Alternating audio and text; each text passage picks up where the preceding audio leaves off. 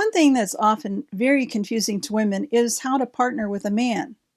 There's a fear of being codependent, of being too enmeshed with your spouse, or letting him control you. Depending on your upbringing, you may have heard the saying, a man will leave his mother and father and be joined to his wife, and the two will become one flesh. But we don't talk about that anymore. We're so much more obsessed with the idea of being separate, of doing our own thing, of moving forward in life without letting a partner get in our way. I hear it a lot, even in Facebook groups for entrepreneurs. Who knew? One woman in a group said, I just have to tell everybody, I don't know what happened to my husband, but he just went off on me about trying to build up my online business. I'm in this group trying to learn how to do this. I want to sign up for this product, and he just blew up at me. I don't know what to do.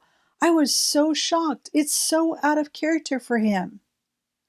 My immediate thought was, wow, this guy's got to be really worried about what's going on in the world right now. He sees his wife wanting to invest a large sum of money in something he doesn't know anything about. He doesn't know what it's going to be. He's trying to protect her. He's trying to protect the family. This man is scared. He's just plain scared. That was what jumped out at me when I first read her post. But the other people in the group saw it differently. I was totally shocked by their response to her.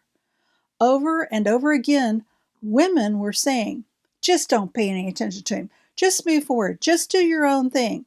God is behind you and you're doing the right thing. Don't let him get to you. Then I thought, wow, this is really nuts.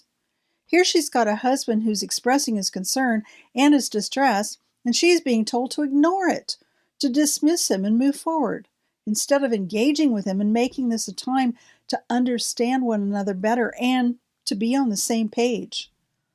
I wanted to tell her, so why don't you look at what he's thinking and what he's experiencing? Has his job changed? Is he trying to work at home with kids running all around and he's not used to working in that environment? What's going on with him?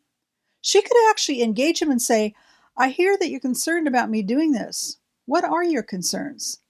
Then let him talk. He may be seeing something you're not seeing. Instead of employing our usual female back and forth sequence of conversation, she would want to listen until he stopped talking. Then, when he stopped talking, instead of putting in her 2 cents worth, which actually means a counterattack, or defending her position or whatever, she could wait a few more seconds, just a few more seconds to see if he says something else. Just those few seconds of silence could make a huge difference because they're partners and he's got something more going on that he's not telling her. His concern just comes out as anger, which is, as she said, not at all like him. If she gives him a little space and time, he may tell her more. If she pauses for 10 seconds, and 10 seconds feels like a long time when there's total silence, but if she pauses for 10 seconds and he hasn't said anything, she could ask, is there anything else? What else are you thinking? And again, give him time to talk. Instead of rolling over him, she could learn about his experience and more about the man he is. Then she could begin to partner with him. After all, they are partners, right? She could say, I get where you're coming from and I understand that. Would you like to know what I'm thinking? If he's still afraid or he's angry, he may not be ready to hear her ideas at the moment. She could back off. It doesn't mean she has to stop doing what she needs to do, but she certainly can't trump or walk over her husband to get there. Not if he's a good guy. Not if he's trying to protect her from something she doesn't see. Now, as a sidebar, I think her husband was right to object because I ended up dropping out of that group and definitely did not purchase the program. It was an extremely high-pressure sales, like nothing I've ever seen anywhere else. The promoter sounded and acted like a scam artist, encouraging people to get into debt to buy his program. If his program was that good, it would stand on its own without the high pressure.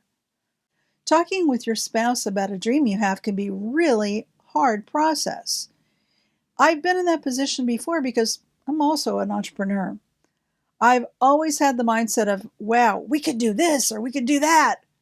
And I haven't always had my partner's support, but I didn't just automatically dismiss him. Instead, I thought about how I could talk about this with him. And I have to tell you, I wasn't always healthy about it because sometimes I would try to manage my husband's feelings by tiptoeing around and trying to figure out how I could do it because I was terrified of upsetting him. And if you know my story, you know we ended up getting divorced. So I wasn't handling it very well. Now, the second time around was a totally different story, but that's for another day. What I'm suggesting isn't easy. I know that. A healthy wife doesn't want to be totally separate and indifferent to what her husband says, nor is playing on the same team all about totally bowing down to him with no questions asked. But instead, it's about finding a way to partner with your partner. What a concept, eh? And you won't learn how to do that by following a lot of the advice that we women give to one another. So let's take a minute to let that rattle your ideas about what partnership means. You have to be a strong woman to be in a healthy relationship. I'm not talking about having a strong defense against your husband. I'm talking about being brave enough to listen to and consider what he's saying, then working through it and coming to a decision together, like a team. Some things should not move forward without mutual consent. What do you think?